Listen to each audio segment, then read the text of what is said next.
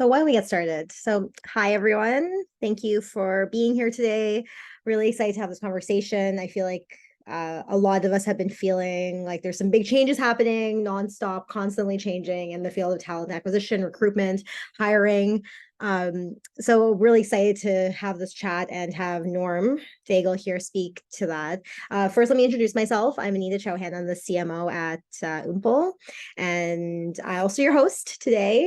And I really think it's like I said, it's a timely conversation, also given a lot of like these AI updates and with news and information coming out about budget crunches and resource management issues and just finding the right talent in the competitive market. So I'm really excited to have Norm here today to speak about these things. And today we'll be chatting about tangible and thoughtful ways that you can navigate the new landscape of hiring and, just kind of getting your ducks in a row before the end of the year so you can start in 2024 with all the right strategies and thoughts in place about how to approach what potentially might be a new landscape of recruiting and talent acquisition. So without further ado, I'm going to hand it over to Norm and we can get started today.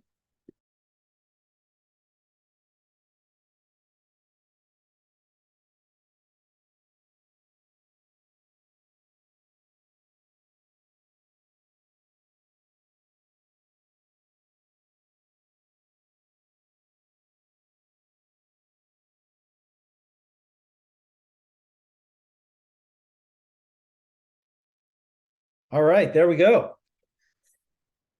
You're on mute now, Anita. Great. All right. Thank you, Anita. Thanks everyone for taking some time today.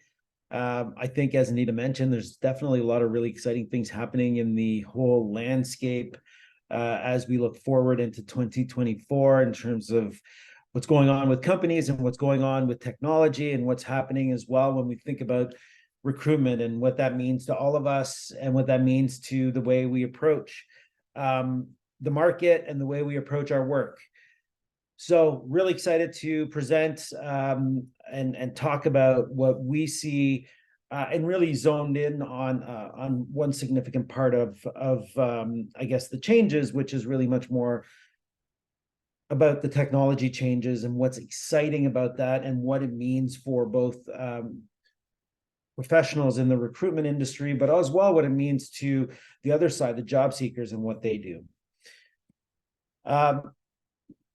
As Anita mentioned, my name's Norm Daigle. I'm the CEO of Oomple. I have my email address here, so feel free at any point to send me an email. Also available on LinkedIn. So please reach out at any point in time. Love talking to people, love talking about this subject, and love connecting just generally. In terms of the expectations for today, as I mentioned, I really want to spend some time on talking about what's happening around the technology span and what's going on with AI and kind of how that is changing what we do and how we do it. And then some things about the overall job market and the dynamics that are pushing and moving the job market around and that are really kind of influencing the way we approach our work and the way we approach our day. So kind of the goal of this this next, call it 40 minutes, is to dive into that.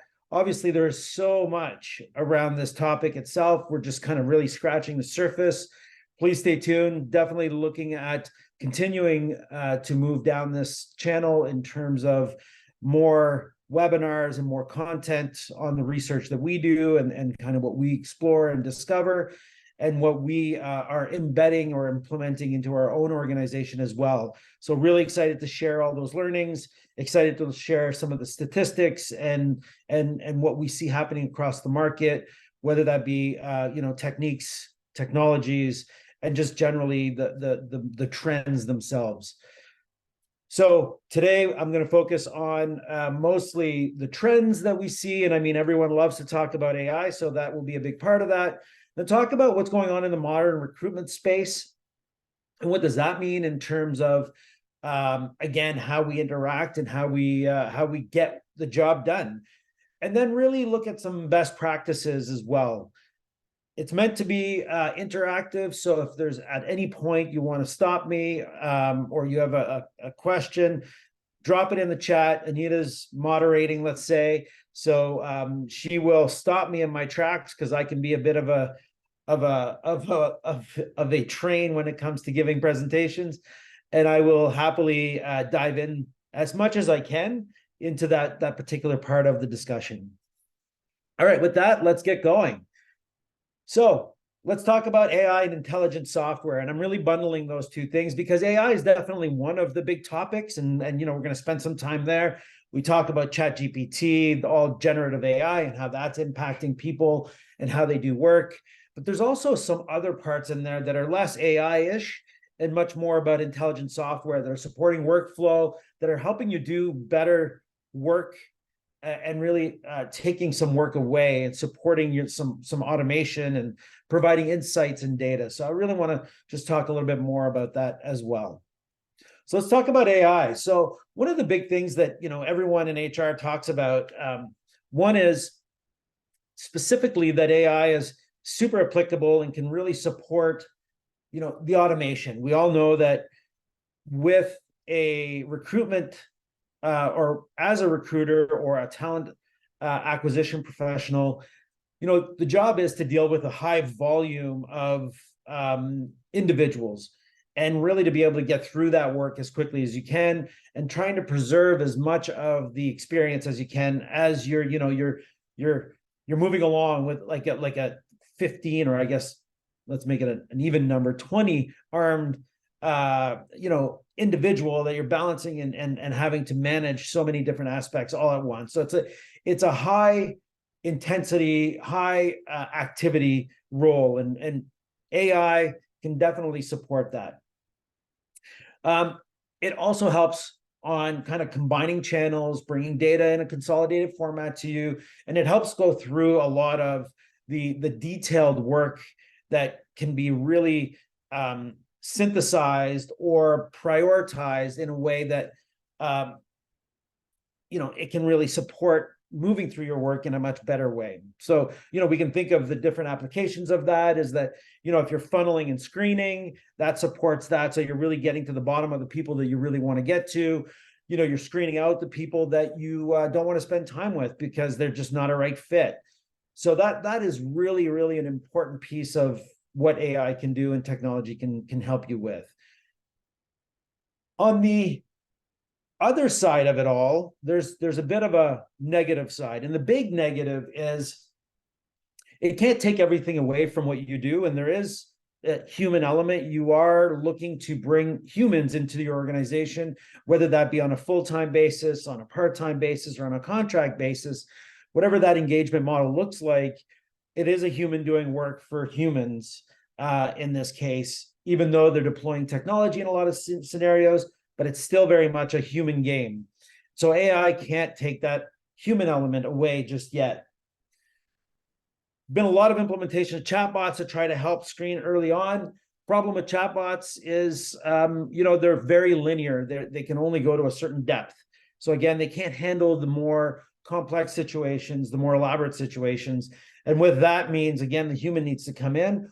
Or the downside is if the chatbot is what you're using as a way to drive that interaction, you might just lose those individuals. And these people could be really, really important to your business. They may be critical, and they just don't have time to deal with chatbots.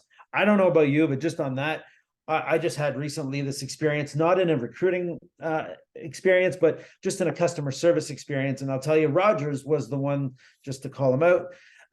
They do a lot of great things, but the chatbot sent me in this circular, nonstop, not getting any answers to any of my questions. And I just got frustrated and ended up just leaving that discussion and unfortunately not getting my problem solved. And now I'm feeling poorly about that experience. And feels like, and I think the most important part here, it makes me feel like that organization does not want to interact with me. And that is a really poor position to leave me in. So that's just an example.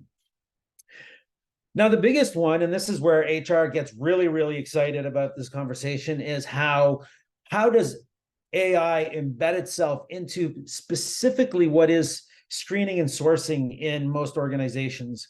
And so AI is fundamentally driven from a set of rules, and those set of rules come from machine learning, which the way it gets that is going back into history and looking at what you've done in the past. And so what that does is that it actually embeds a significant amount of bias into the decisions the AI is going to make. And that is not what your organization wants. Especially, there's so many benefits with a diverse workforce that, the last thing you want is for your new exciting AI-driven direction to be now, just hiring, old white men because that's what you've done in the past or that's what you've hired. And then, not opening space for women, let's say, in more technical fields, or new immigrants, or maybe somebody that took parental leave and now they're getting screened out because the bias is that if you've been out of work for a year, you're obviously not great. And that is definitely not the case. It's you went and did something magical and you started to raise a family. And so it's very important to also recognize that AI, although can provide a lot of benefits, it also has a lot of challenges that still are inherent to the model. So much so that I just was listening to a podcast yesterday, and they were talking about AI, and it was a general AI podcast, and they tucked into that podcast the concept of the embedded bias that gets created because AI is generated based on history, not on the future, right? And so it's not necessarily going to drive your future intentions. It's just making decisions on your past decisions or based on your past decisions. And they talked about Amazon having they had an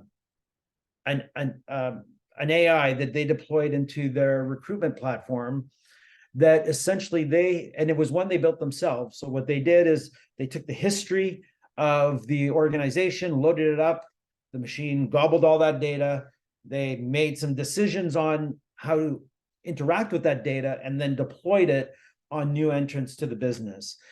And what they found was it was actually breaking the law.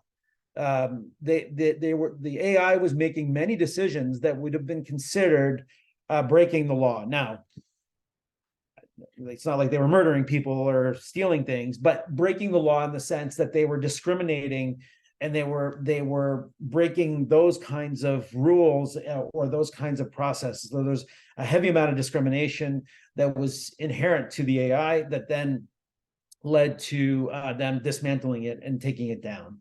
So AI is going to be a part of this. It's moving forward. I've got a whole bunch of fun stats here for us to talk about or to share in the next little bit here. I know this is a content or wordy slide, but I thought this was kind of impressive to me when you think about now AI in the context of how the recruitment community or the talent acquisition community feel about it. So let's just go through this really quickly and kind of slightly unpack it, because I think there's a lot to be said about what this data is telling us. So if you look at this, so there's 96% of the recruitment community believe that AI is going to greatly enhance talent acquisition. So that goes back to what we talked about. It's going to take a lot of the work that is manual, and it's going to make it less manual, let's call it. 14 hours on average is the amount of time per week lost to manual tasks. So again, if you look at deploying AI or smart technology as well, what that will do is help you gain back those 14 hours to do things that are more valuable, hopefully in the area of better positioning and attraction, building great networks of candidates and nurturing them so that you're ready to go. Lots of great benefits here. 100% believe that sourcing, screening, and matching can be automated. I thought this was a extremely shocking percentage. Not very often you see 100% in any statistics, but this is a core belief that the sourcing, screening, and matching can be pretty much technology driven. Based on that prior slide, I think there's still a lot of work to be done there, but there's a full I guess, embrace of technology in this space, which I think is very, very exciting. Then they go down to say 20% of hiring can be automated. So making the way all the way through, saying, okay, and automated doesn't mean completely that there are no humans involved. It means that the machine is doing the bulk of the work while you interact with it at key decision points. And so 20% believe they believe that 20% of hiring can be automated. They believe without it, there'll be a 40% or 41% loss of productivity. So the reverse, it means, if I play it the other way, it's 59% gain in productivity already. So, I mean, that's already pretty exciting. They believe that there'll be a 35% increase in costs if AI is not adopted. Again, speaking to the volume of the market, speaking to the dynamic of the market, speaking to the amount of manual work that is still built into this part of the business, of the overall company. They believe that there'll be a 17% increase in poor candidate experience. And I think that goes back to the candidate wants to know where they are. They want an information-rich experience. And they also want kind of the right points to interact with the human. There are lots of other data points that were related to this that I just didn't have enough time today to talk about, but just the whole candidate side, how they are, and when I say time, it was more time in the presentation, and this would be a 2-hour long discussion, so maybe something we can look at as a follow-up. I thought I made that sound like I didn't have time to prepare for it. I have loads of data on the candidate side, and one of the big parts here is that they really want to have a human interaction, and that is important to them in terms of the experience and the impression that's left with that business. They don't need a fully, a handheld experience, but they need to have some human interaction. 13% say that AI is already in use in their organization. I would say that where we see that AI is in large organizations, and we see it a lot right now, heavily implemented in what would be the low labor kind of operations where, you need to hire 1,000 people for, a couple of weeks of something. That seems to be where a lot of the AI has been deployed. It's just, again, it's a volume issue. If I have to hire 300 people for an event for a weekend, well, how do I get that done without the support of technology? Fast forward 5 years, they believe 55% of them feel that AI will be a regular part of the HR experience and the HR infrastructure. So again, more and more people adopting it. 65% say that AI doesn't make them nervous. I think that's striking as well. I mean, what about that other 35%? What does that mean? And I don't know what that means. But I know that it means that, there's 65% of the people out there that are really ready to embrace technology. And there's a 35% that think maybe technology is going to take their job away, or that will make their life more difficult, or they're just intimidated by it. They're afraid of it. 33 expect to do more human tasks augmented by AI. So kind of going back to, the parts of the 100% sourcing, screening, and matching being automated, that's really kind of ties back into that point, is that they will be able to do more of the human tasks. So when you go through a screening exercise or you go through a sourcing exercise, if you can elevate your top 3, 5, 10%, and then you give them that human touch, is where you'll really, I think, shine. And that's what that reflects too. And 7% think a robot could do their job. I mean, I'd love to meet that 7%. So it really talks here. It's interesting that, there's that kind of storyline continues to weave itself, where AI and technology is still embedding itself into the business, that there's a lot going on in terms of automation and kind of removing the manual workload, but really also kind of injecting a little bit more human touch by shifting where you're spending your time and effort. Let's just talk about intelligent software for a second, and where I see and where we've seen business kind of evolve. And I don't have, there's so many opportunities here to unpack which companies and which software fit in these spaces. So again, idea for a future, I was going to say podcast, but we're doing a future webinar to kind of unpack these pieces.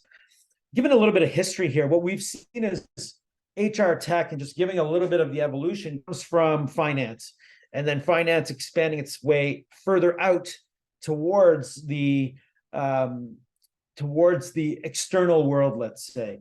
So you've seen finance has payroll needs to pay people. Paying people means they need to be classified. So there's a whole now we're talking about an HRIS system. So now we've got people in jobs. Those jobs have descriptions, they have learning programs, they have career ladders. So this is how, and this is not unsimilar, I guess, or it's very similar to even the supply chain, or to the, we'll call it sales marketing and CRM, where it all kind of started at the core of, how do I record paying somebody? Or how do I record getting some money from somebody?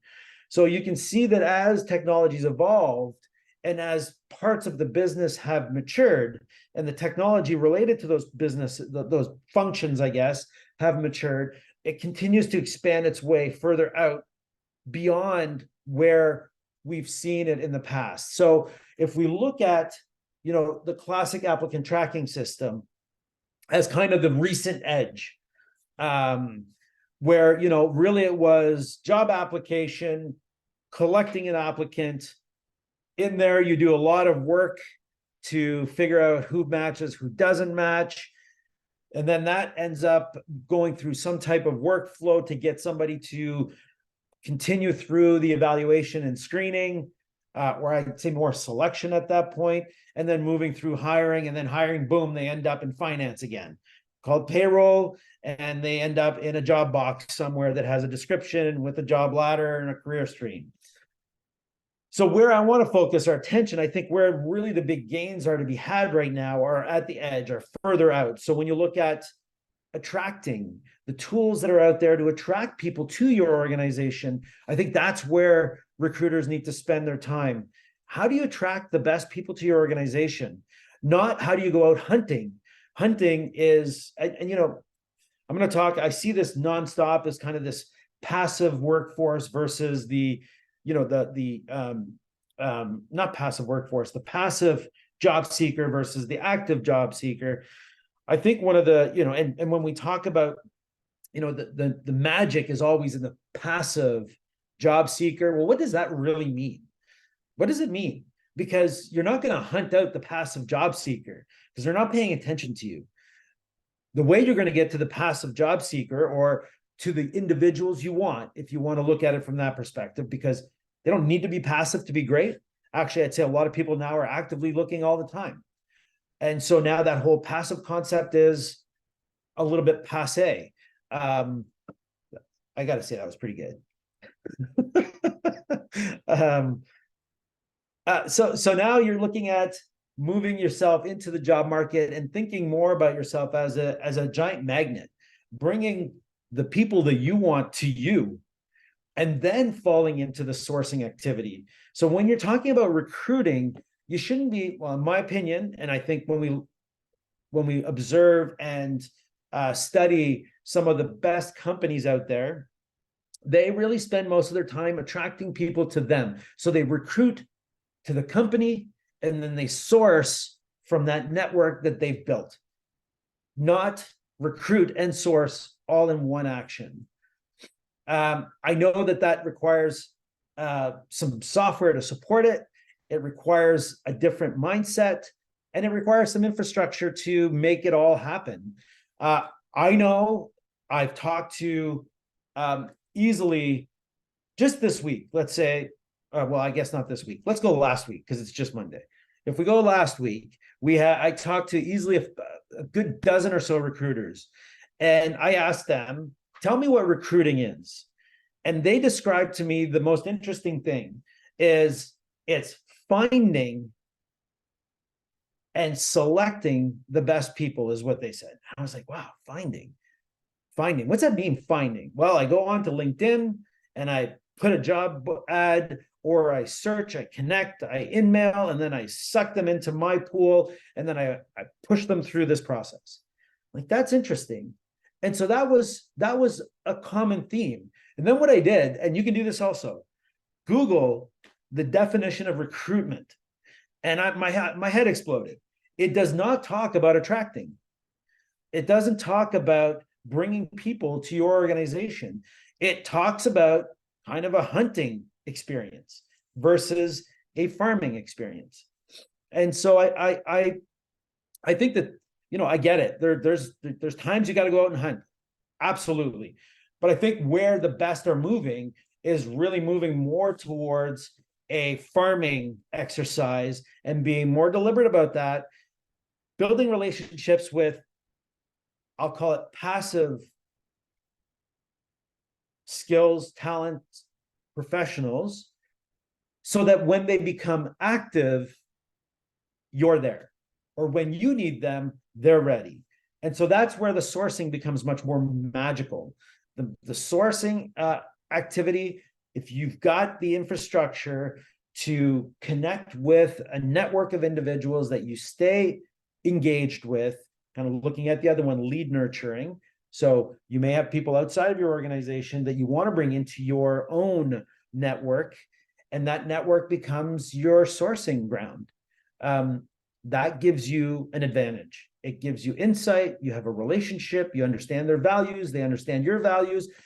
You definitely are not going to have, this kind of like super personal relationship, but you've got the beginning of something that allows you to activate much more quickly and get to the end goal much more, I'd say, productively.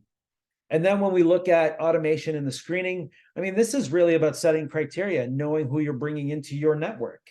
If you're looking for AI developers that are in North America, well, that's a criteria. You can automate those kind of things, and then you push them through the rest of your process. There's a lot I could unpack here. Again, the goal is to kind of touch the surface on a few things. But would love to kind of blow this up. Happy to have offline conversations with anybody that's interested in doing that. I think this is surprisingly at scale, a concept that is starting to get understood, but rarely activated. And I think this is a superpower if you're able to get ahead of your needs and get yourself into a situation where you've got the people already in line of sight and already in your, I'll call it your active network. All right, moving on to the next part. Okay, perfect. Let's talk about reactive and proactive. So now that kind of leads really nicely into what I was just talking about. So you've got AI that's helping you with tasks that can support kind of taking some of the noise away and focus your efforts. Let's assume now you're really focusing on building out that intelligent software that we just talked about. Now let's look at the real benefits. So when you look at reactive, so somebody runs in and says, hey, we got this new product. We need it launched in a year. We need 5 developers. Go. Well, that if you're not ready for something like that, then you're going to fall into what we call reactive. So now it's costly. You're always having to start from square one. That means you're rebuilding all the activity that you may have done already. You're also, it's slow. So time is not your friend here. Generally, when somebody shows up and says, I need this, time is not your friend because time's not that person's friend. And we all know, myself included, I've run software companies.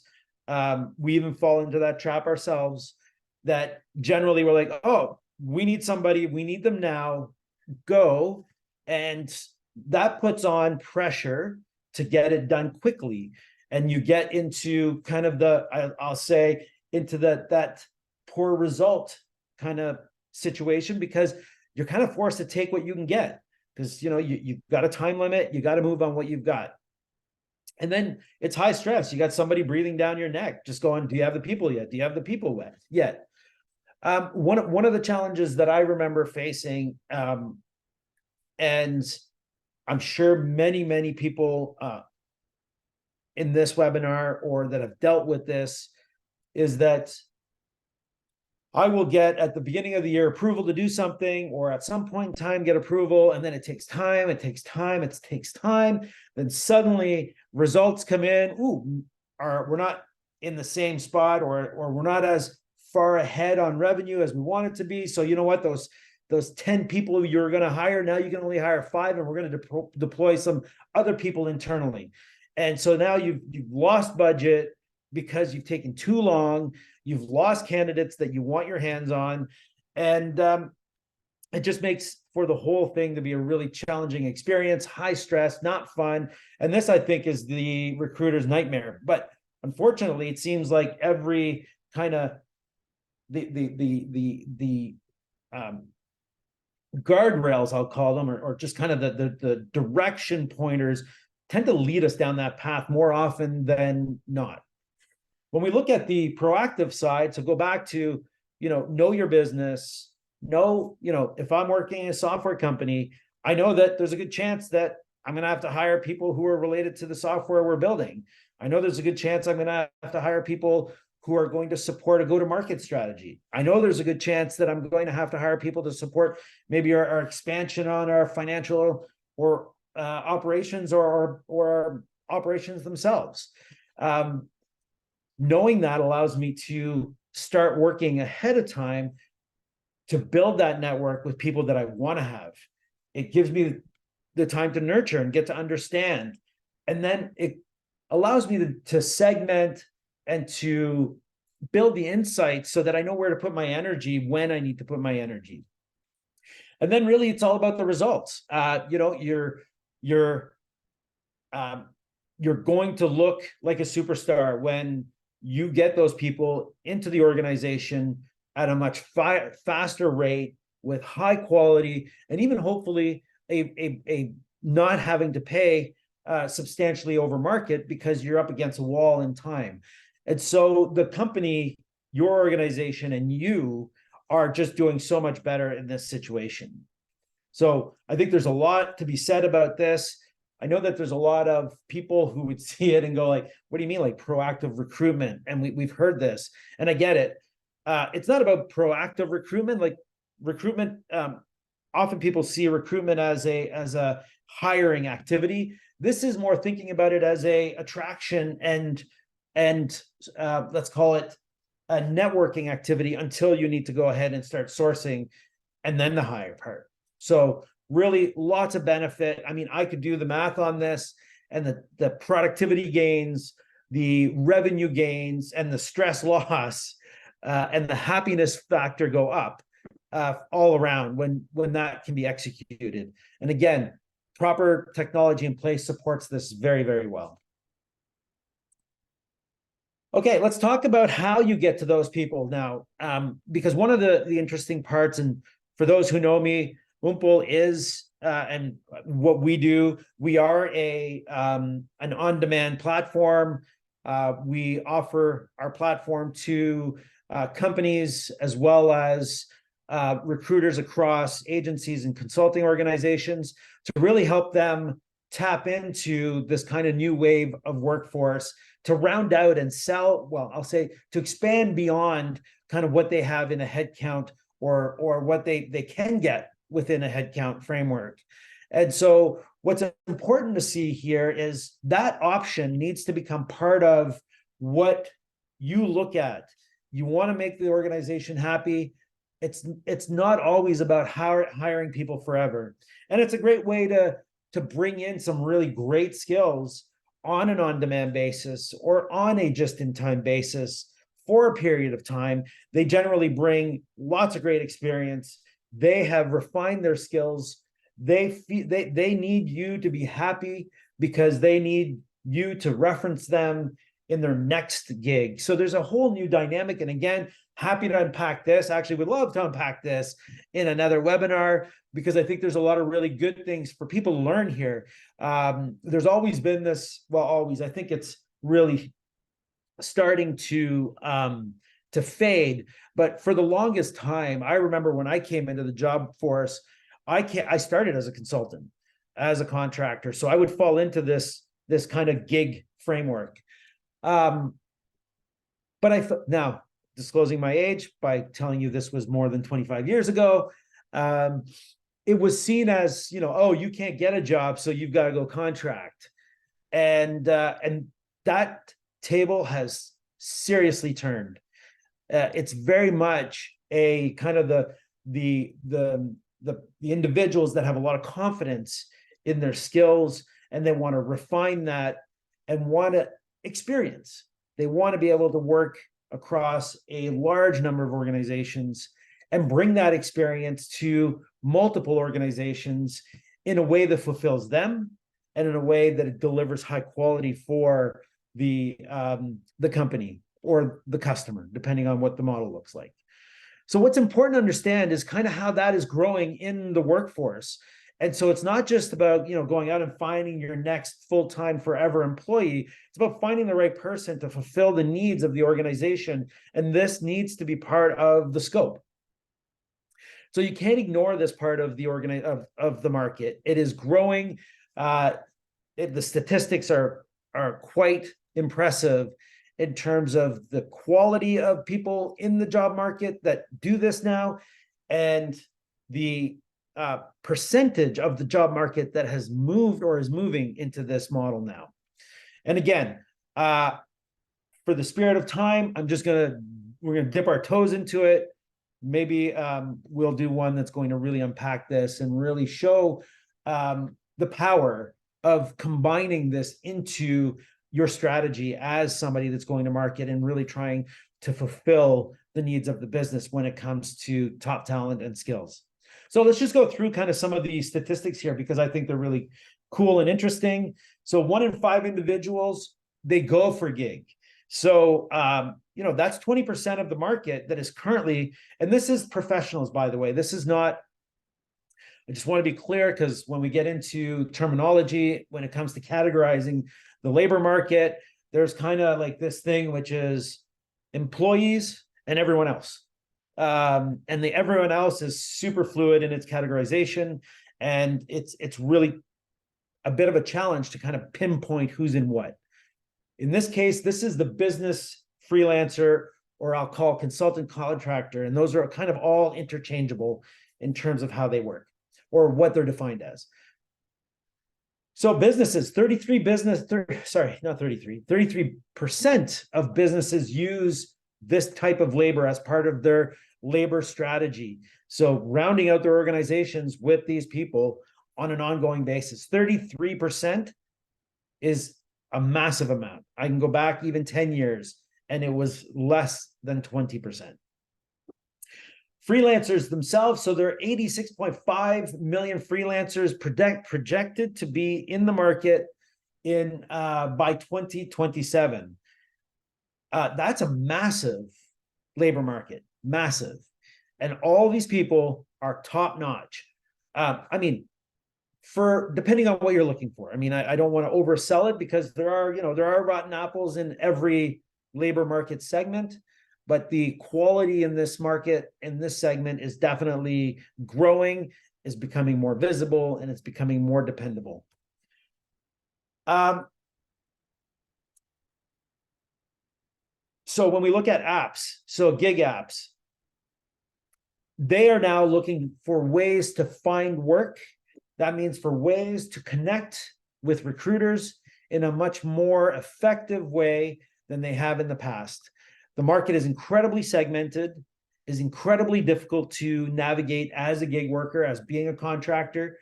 It is totally blinding. And so you're at the mercy of kind of what you get. I know I talk to a lot of people who say, oh, no worries. Like I work, well, actually, two things. Many people look for these types of people on LinkedIn. I think people who use LinkedIn would find it to be a low success, high time commitment to get what you need out of LinkedIn. You will find what you need out of LinkedIn. It's just a numbers game. It's just, yeah, I mean, with that volume of people, it's a numbers game. But on the other side, when you talk to individuals that are looking for work, they only have really two channels, and especially on the professional category. They stick to LinkedIn and they stick to consulting or staffing companies as their way to market. So they are looking for better ways to get to work and better ways to sell their services so that they have a more predictable channel of work, which means the more predictable channel of work, the better the resource, because there'll be more comfort, there'll be less risk of them jumping around because they do have to continuously find their next gig. And often what they'll do is they'll layer multiple gigs, meaning they'll do not just one engagement. They may do multiple engagements, and maybe one main engagement that takes up the bulk of their work, and then they do other things to round out or to expand. And that's how they do it. So apps are growing in the market to support this specific segment of the labor workforce. And now the interesting thing is who's entering this. So you look at the new workers, 40% of millennials and 53%, I'm pointing over here because that's where it's projected. It makes me feel like a politician.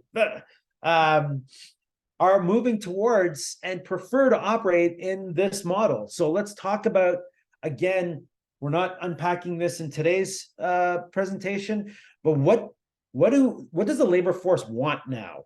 And it's often not what the company wants to offer, unfortunately.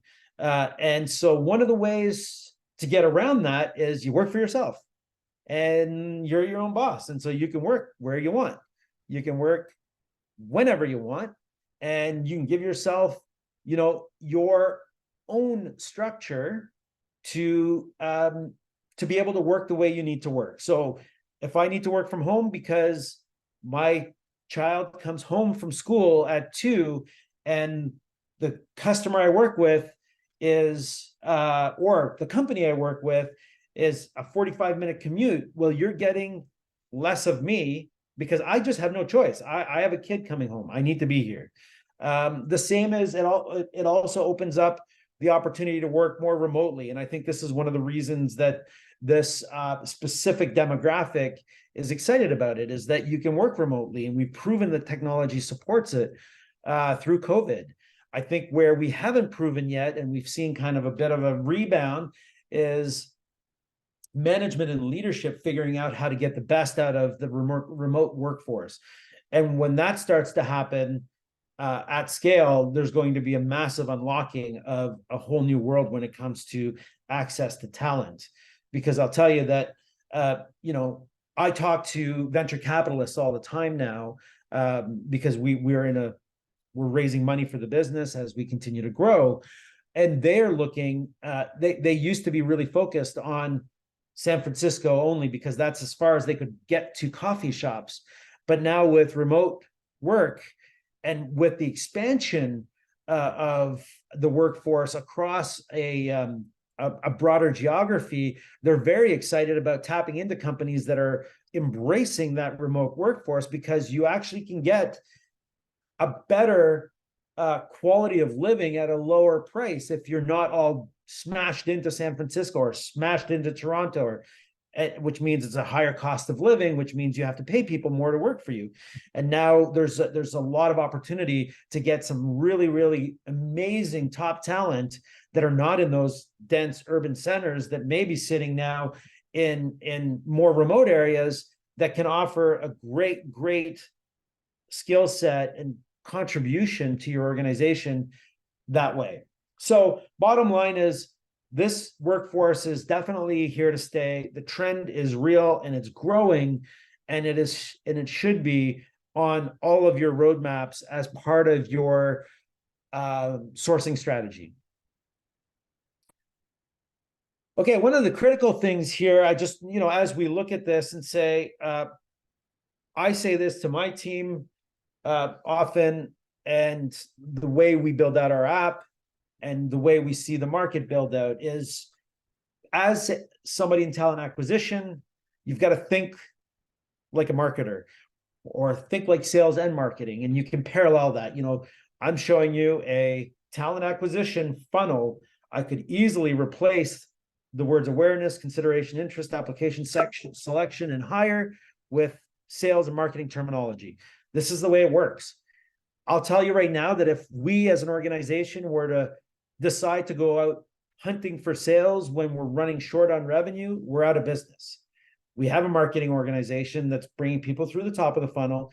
We nurture our customers. We get insight. We try to figure out what they want. We align with that as best as we can. And we continue to learn as we interact so that we can really focus our energy on our best fit customers. And then we send our sales team after them so that we can convert them into our customers. It's exactly the same model that should be applied to talent acquisition. You attract them to your organization with a beautiful brand, with an exciting story. You're going to send ads. This is job boards. This is LinkedIn ads. You want to bring those. You want to funnel those people back to your organization so that those people can now be part of your network because they've considered you and they're interested in you. Now, the application part is when you have a specific job, you prioritize the people that are part of your network because you can move that quickly, and because you're prioritizing them, you have you create a relationship that is kind of like it's the privileged relationship. It's kind of like it's the Amex line at Pearson Airport. Like, you know what I mean? You get ahead of the crowd. So by being ahead of the crowd, people will be incented to become part of your network, and therefore you're going to get a better quality experience. So I think it's really important to not just think about, find and hire. It's about attract. It's about nurture. It's about getting them to consider you, and then get down that kind of more, transactional, I'll call it, part of the funnel. Those tools, AI, all tie into supporting this activity. And I think this is the way the best companies in the world operate. They do this while they embed a fully, I'll call it, agile workforce, where you bring in, you look inside, outside, and outside is not just full-time. It's about pulling the best from a contract world into your organization as well. So kind of looking at this and just lining it all up, what's important here is know what your company does so that you can attract the right people, you're sending the right messaging, you're thinking like a marketer. Know and understand the skills in the market. What are you looking for? Who are your best fit customers? Attract them. Build and nurture those relationships. Use technology to support it and to enable your kind of best output, your productivity. And I think more than anything is you got to solve problems. And I know that sounds super dumb when I put it there, but it is kind of the most important point here, is that I think often, my wife is an HR professional.